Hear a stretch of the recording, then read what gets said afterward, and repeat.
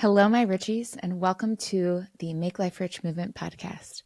My name is Sara. I'm your host, and in today's final episode of the 2024 Make Life Rich Movement podcast, we're just going to talk about the year in review.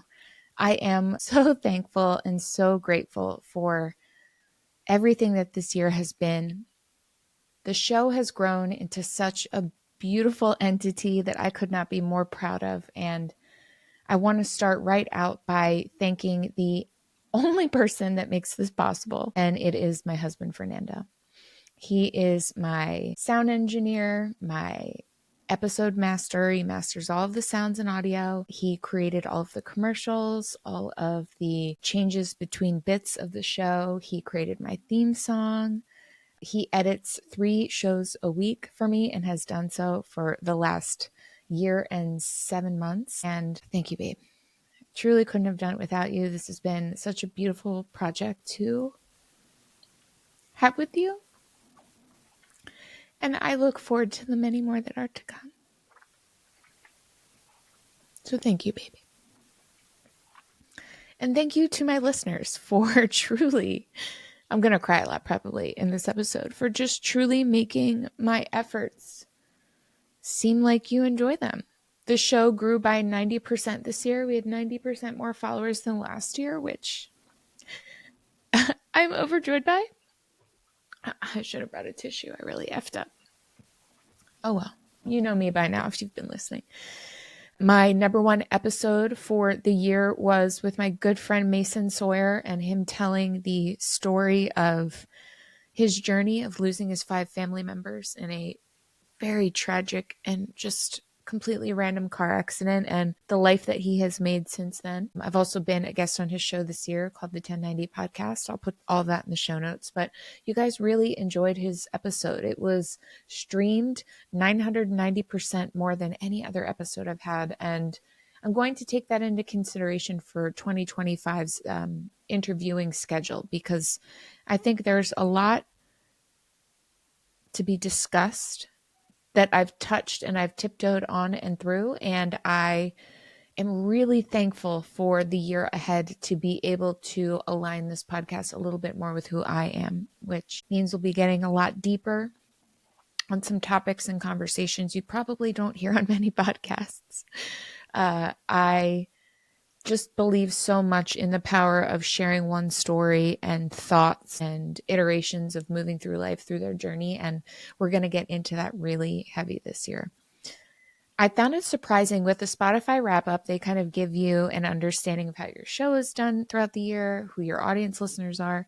And I found it really interesting that the majority of you are listening to shows like The Joe Rogan Experience, which I also listen to, Armchair Expert with Dax Shepard, I've never listened to, but he's funny, the 1090 podcast. So we share a lot of similar listeners from there with Mason Sawyer's podcast. Dateline NBC, that's awesome. Means you'll have a good juicy story. So do I. And the 5th was Call Her Daddy. Again. Okay, I'll take it. I listened to her too. Haven't listened to her much in the last 6 months, but I do enjoy her. There was this statistic that kind of like knocked me off of my feet, and it allows you to see who out of your guests you are a top 10, 5, or number 1 podcast for. And there were 275 of you that have chosen me to be in your top 10 of podcasts, meaning you're listening regularly and you're listening enough to where you enjoy the show and what I'm putting out there. And it means so much to me. For the top 5, there were 208 of you where I am your top 5 guests. So thank you so much. And then coming down to being someone's number 1 show, there were 88 of you where I am your number 1 podcast.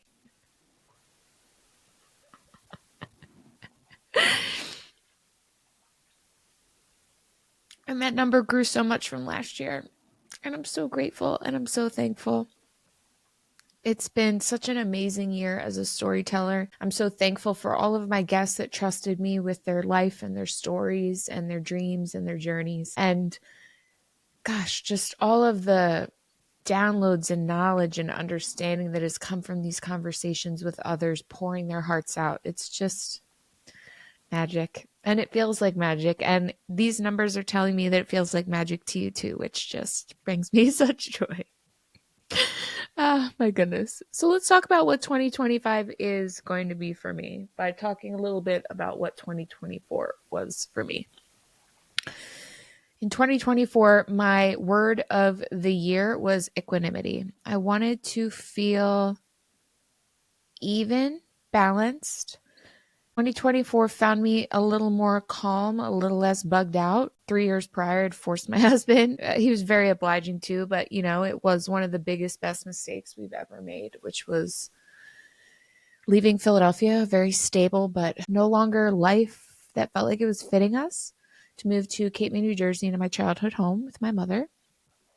We are working feverishly on our passions and our dreams. Fernando is a music maker and engineer. He focuses on reggaeton music, but is so talented. He can truly make anything. It's amazing. It's amazing to watch him work. He and I worked a lot together this year on client crossovers, clients that were within the wellness space. And my one client, oh my God, I can't wait to get into her, which we will, but it's been really fun to work with him on these projects together and just see the music that he just pulls out of thin air. It's just beautiful. And so there's been a ton of just accepting what's coming my way, allowing me to siphon through it, and then get rid of what's no longer meant for me in a quicker fashion. And throughout that kind of phase of getting used to and building and giving myself equanimity, I found there were a lot of places where I have trouble letting go of my control issues, which I've worked so much on over the last, 15 years. I started in 2010 on this spiritual journey, which was really about my control issues. Sorry, little beet juice break.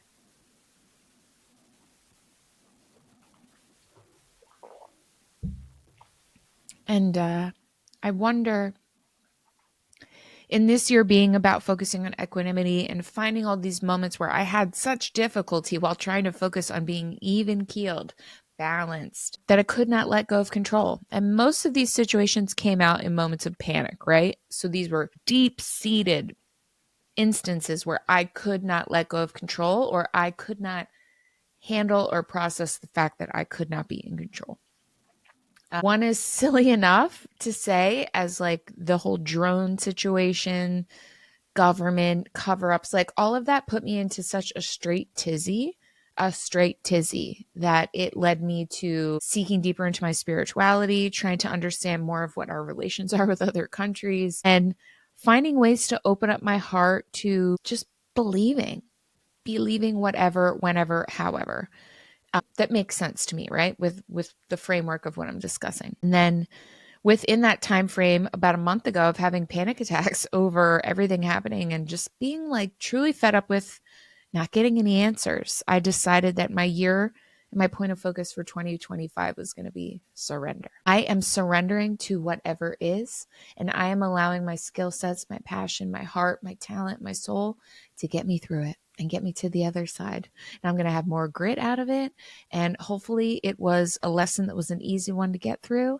And if not, hopefully it's a difficult one that I end up building grace within, and surrendering feels right. I'll say that you may find me talking a bit more about spirituality and the intertwinings of theology and religion and psychology and propaganda and mind control, and really being able to take a look at your reality and settle in to what you know it to be for you. I think there's a really beautiful power in surrendering to things and allowing yourself to find beauty in those moments of surrender where you truly have no control over what's happening. And, often in these moments of for me, panic leads me into needing an answer so I can calm down, which led me to finding the word surrender in this panic attack that I had a little bit ago. And surrender for me means a few things. One, I've become very comfortable over the last 10 years with talking to the universe, the source, calling that my God, my entity, the thing that put me here, the thing that I'm connected to, the thing that is throughout us all. And over the last few months, I've become extremely interested in learning more about the history of religion, didn't grow up in a religious household, went to a public school, read the Bible through once for English, but I was 14 years old. I was worried about grammar. I wasn't worried about all the deep pieces that create this intense bit of history that's contained within the pages of the Bible. And I know for a fact that I am finding parallels and intersections within my own experience where parts of the Bible do resonate with me and my understanding when I open them to my interpretation of my reality and my belief, which is, I think, something that's going to become a lot more commonplace of a conversation in 2025, allowing things to work for you within your reality, not trying to fight the narrative of whatever thing is being done by this side or that side or this entity or this group thinks that you should be doing this because of that. That's cool. That's for you. That's for your reality. What's for me and what's for my reality is yet to be determined, because I will be surrendering each and every day to the things that are happening while I am moving with intent and action towards my soul's desires, which is to fulfill my purpose while feeling passion. And all of us can do this. All of us have this right to want to lead with our purpose and our passion. It may take you a little bit of time to figure out what that is and what exactly that looks like for you. But I wonder if surrender might be one of those things that feels comfortable to you to try on this year and allow a little bit more of into your life. I've been having more comfortable conversations with myself about God, religious texts, all the intersections of all the various religions and where the through lines are. And I feel comfort in knowing that the basis of every religion comes down to heart. It comes down to love. And all the exponential factors that are sewn in and written in along the way by greedy men who interpret things as they care to for reasons that were relevant to them within their reality and their timeline of writing them, do not have to dictate the way that I interpret what should and could be a text that we all find a lot of guidance in and a lot of comfort. It's crazy to me to be even saying this out of my mouth, because I've always been a person that never wanted to talk about religion. I don't believe in organized religion, and I still don't. However, I am evolving in my thoughts and feelings about the history of the people that are contained within the Bible. I had no idea it was an actual historical document. None. Absolutely none. And to see and read and watch some shows where, they're doing excavations to find the Tower of Babel and remnants of that, and then the story of Exodus. And there are these connections that are architecturally still available for us to look at and connect to and siphon through and just come to an understanding of what that means to us right now in this time and this place. I find it exciting that I've opened up this world of something new to discover and to learn about. And I wonder if you might find yourself looking for a brand new topic or something that lights you up in 2025 that you can get to know and become acquainted with. If you have no idea what you want to learn about or get to know more intimately with, maybe yourself is a great place to start. My self-work has always been something that I've both deeply loved and felt deeply burdened by. And over the years, it has just become so natural and just so subconscious of a reaction that I find myself surprised, reacting in certain ways to things in the spur of the moment, or, seeing how far I've come and realizing that there's so much further to go. And that's not to deter me or you listening from continuing to move on or starting your journey in the first place of self-growth. But I do know that there is so much more waiting for us out there. And I am overjoyed that I woke up today to be able to deliver this message. And I'm overjoyed that you woke up today to hear it. Whatever day it is that you're listening, I just look forward to being, God, so thankful every morning that I wake up that I get another chance to make an impact and to spread some love and some inspiration and share stories of those you're not going to hear on traditional media. There's also going to be a big theme this year of me helping those that are not heard by traditional media to start their own shows, their own instances of wanting to share their unique take on the world and life and their spiritual growth and everything that comes with that. I could not think of a better way to send off this episode by stating that I am so deeply in love with my life and where I am. And I am so thankful that I had this show as a tool to help me grow and evolve. And it means so much to me to hear from you when you say that the show has also helped you heal and grow and evolve. It would mean the world to me if you could leave what your your word of the year is for 2025, either in the comments on YouTube or Spotify. And if you could tell me anything you're working on or a topic or theme that you think you're going to dive into for the year that feels good to you and lights you up, it would mean so much to me to be a part of that journey for you.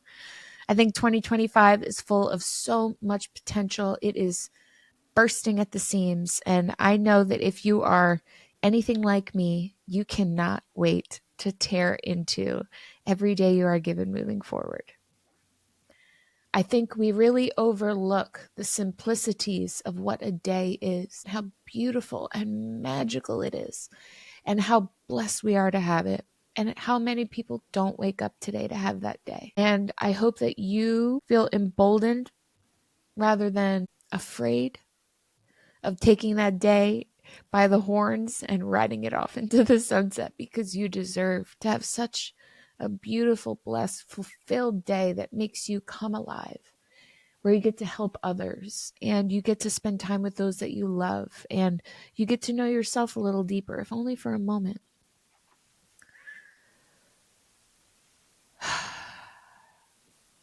Thank you. Thank you so much for listening.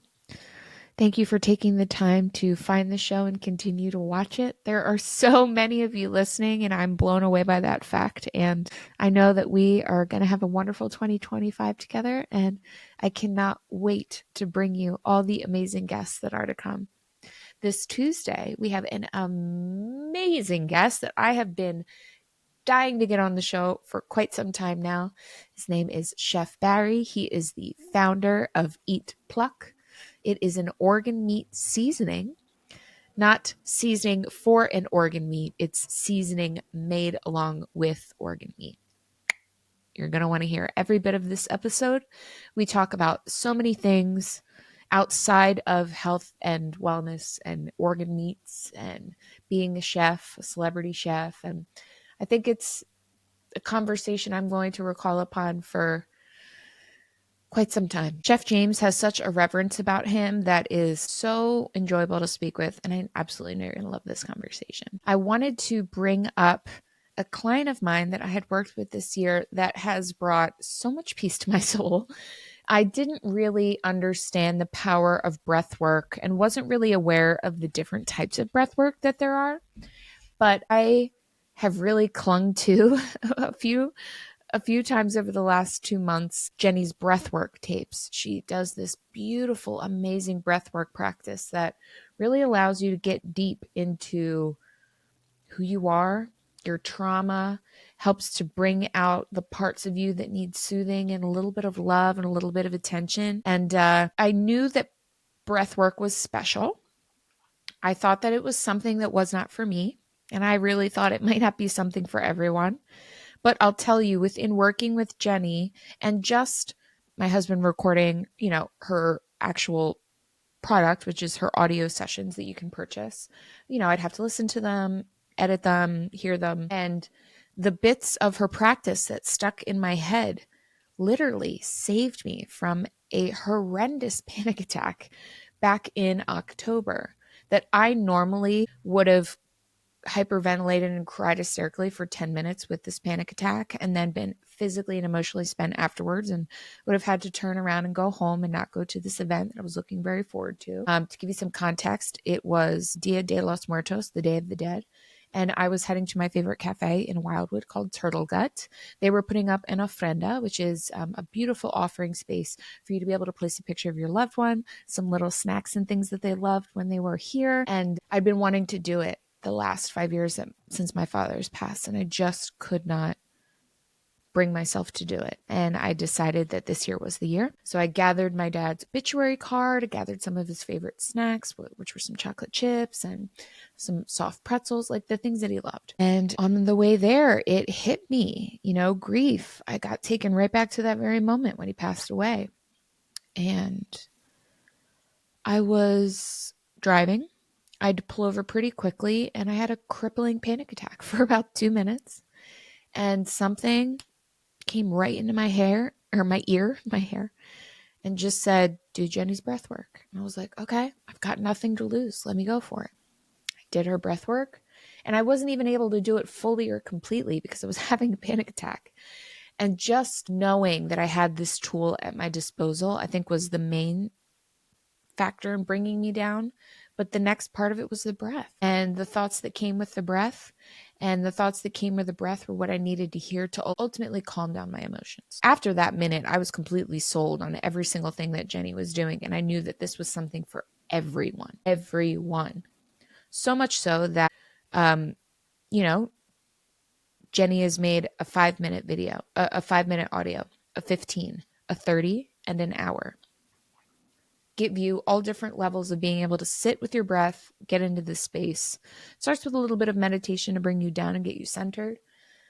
But I have to say, my friends, if you have not tried breath work or thought about it and you're like, I don't like that Wim Hof stuff, there's more out there. There's more types, there's more kinds. And the type that Jenny Rose practices for me is what I am using, not only with daily maintenance, but I now have in my toolkit for when my grief strikes and I am not able to calm myself down in a fashion that I would like to. And now I can, which is awesome. I'll include everything for Jenny Rose down here. It'll be in the show notes. She's actually launching the first or second of the year. So probably by the time you listen to our Chef James interview, Jenny will be live. So please check that out and be sure to check in with my Instagram, or you can also follow her on Instagram. I'll put it in the show notes so you can get access to her launch sale when it comes out. You don't want to miss this audio. If you're like, where do I start? An hour sounds like a lot. I don't even know about half an hour. 15 is perfect. 5 is great for you to get an understanding of what it is. Like, what kind of breath is it?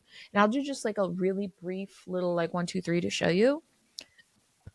You're filling your chest with a short breath, then your belly, then you let it out. Jenny's so much better at it. Please, there's a lot more to it than that for sure. But it's not the Wim Hof breath where you're hyperventilating yourself. It's not a box breath. It's not, therapy breaths that you've heard, the 4-7-8 or whatever it is.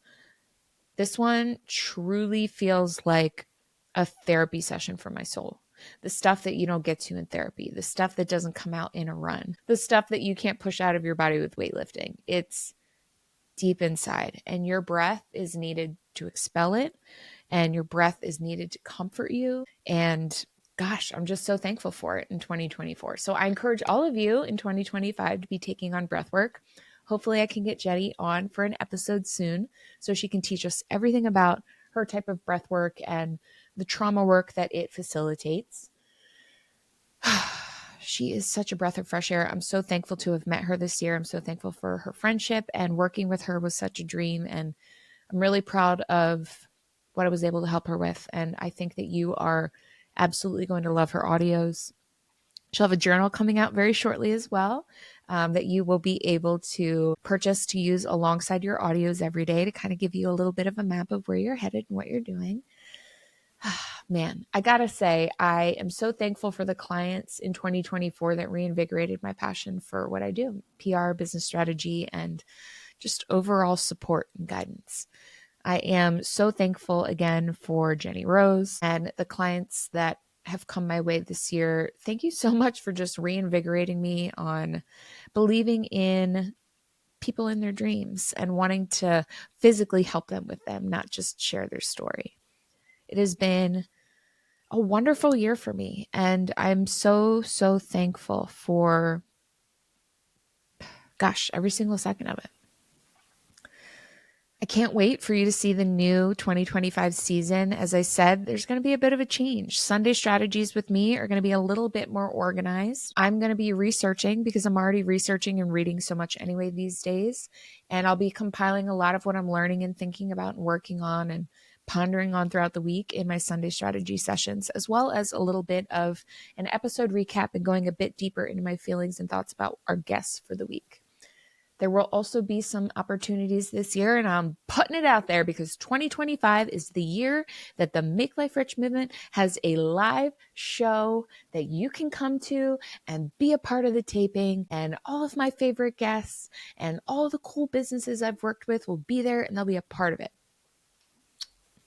From my mouth to God's ears to your support. I love you so much. The best way that you can support me this year, not that you haven't in every way possible, but if you please share this episode with someone that you know is looking for a new podcast for the year. Please rate and review if you have not on Spotify or YouTube. If you could subscribe, thumbs up me, all the things.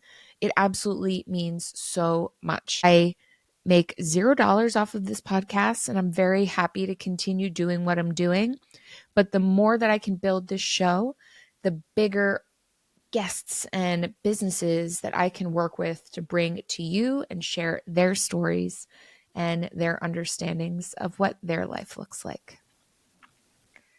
I hope 2025 is amazing for you, my Richies. I thank you so much for every minute that you've tuned in, whether listening or watching.